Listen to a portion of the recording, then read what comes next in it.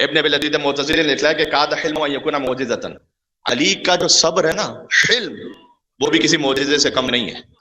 معجزہ فقط علی کا خیبر اکھاڑ دینا نہیں، علی کا صبر بھی معجزہ ہے. معجزہ وہ یعنی جسے کوئی اور نہ کر سکے. یہ میں اس لیے بتلا رہا ہوں کہ آگے کچھ ایسے مسائل ہیں اب کہ آپ کہیں گے کہ علی کہاں تھے. یہ اللہ نے وعدہ لیا تھا علی بن ابی طالب سے کہ آپ صبر کریں گے. یہ کتاب الکافی کی روایت ہے، کسی اور کتاب سے نہیں پڑھا، کتاب الکافی کی روایت ہے. یہ سن لینا سے کہ جب رسول اللہ کا آخری وقت تھا تو جبرائیل اور اسرافیل نازل ہوئے تھے، اور انہوں نے یہ کہا کہ سوائے رسول اور علی کے سب حجرے سے باہر چلے جائیں. سب چلے گئے باہر. جبرائیل نے کہا کہ اللہ کی جانب سے وہی لے کر آتے تھے نا، کہ میں پیغام لے کر آیا ہوں کہ علی، کہ یا رسول اللہ آپ علی سے کہیے، رسول اللہ سے مخاطب ہے، آپ علی سے کہیے کہ آپ کے بعد علی کو بہت صبر کرنا پڑے گا. کتاب الکافی کی روایت ہے کہ آپ کا حق چھین لیا جائے گا. مولانا کا صبر کروں گا، مولانا کا صبر کروں گا. آپ کے سر پر ضربت لگے گی، کا صبر کروں گا.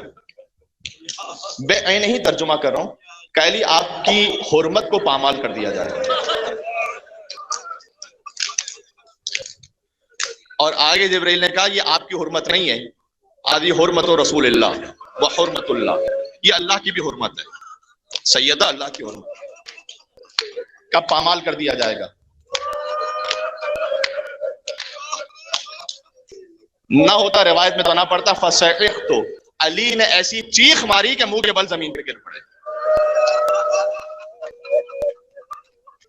میری حرمت پامال ہوگی. یہ وعدہ لیا ہے صبر کا. علی نے کہا میں صبر کروں گا یا رسول. یہ لیکن اس عالم میں کہ علی چیخ مارتے ہوئے